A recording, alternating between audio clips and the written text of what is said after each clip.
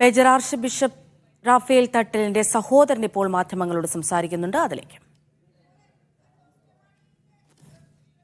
സന്തോഷത്തോടുകൂടി കാണുന്നു, അതിലേറെ അഭിമാനത്തോടുകൂടിയും കാണുന്നു. സഭയ്ക്ക് വേണ്ടി പിതാവിന് പ്രവർത്തിക്കാൻ സാധിക്കട്ടെ എന്നാണ് ഞങ്ങളുടെ ഇപ്പോഴത്തെ പ്രാർത്ഥന.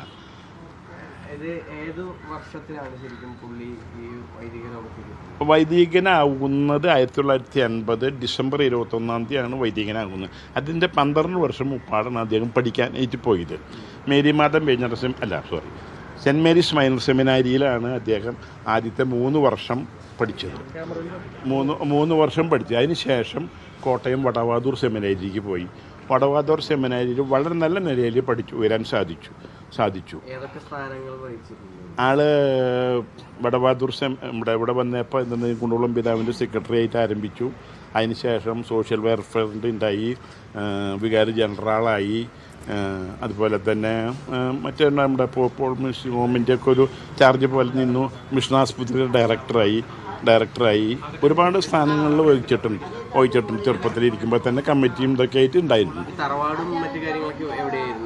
ഞങ്ങൾ പിതാവ് ജനിച്ചു വളർന്ന വീട് മർത്തമ സ്കൂളിൻ്റെ മുമ്പിലുള്ള ഒരു വരിമുറിയാണ്. അതിനാകെ 3 മുറിയുള്ള വീടുകളാണ്. 3 മുറി വീടുകളാണ്. അതിൽ എൻ്റെ അപ്പാപ്പനും അമ്മാമ്മയും അപ്പനും അമ്മയും ഉൾപ്പെടെ കുടുംബം ഉണ്ടായിരുന്നു. ഞങ്ങൾ 10 മക്കളാണ്. 10 മക്കൾ.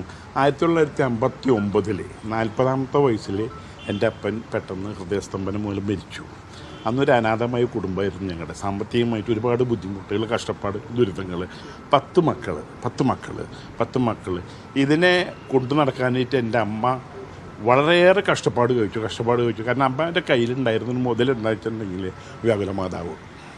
അമ്മ പറയും, ഞാൻ ചോദിക്കും, മാതാവ് അമ്മ തരും. അത് ഇന്ന് വരെ പ്രാവർത്തികമായിട്ടുണ്ട്.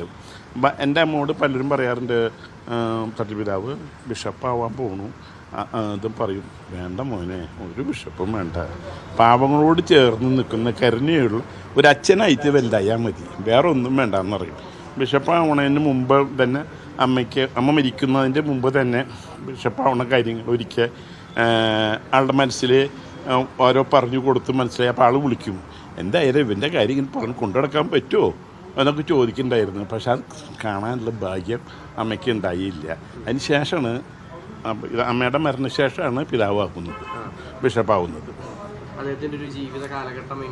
വളരെ കഷ്ടപ്പാട് നിറഞ്ഞ ജീവിതമായിരുന്നു ഞങ്ങളുടെ ആരംഭത്തിൽ. അതിനുശേഷം ഞങ്ങൾ മാർക്കറ്റിൽ ചെറിയ കടകളൊക്കെ ഉണ്ടായിരുന്നു. പീടികകളും ജോലിയും ഇതൊക്കെ ആയിട്ട് വന്നു. അതുകൊണ്ട് ഞങ്ങൾ കുറേശ്ശെ പച്ചപിടിച്ചു.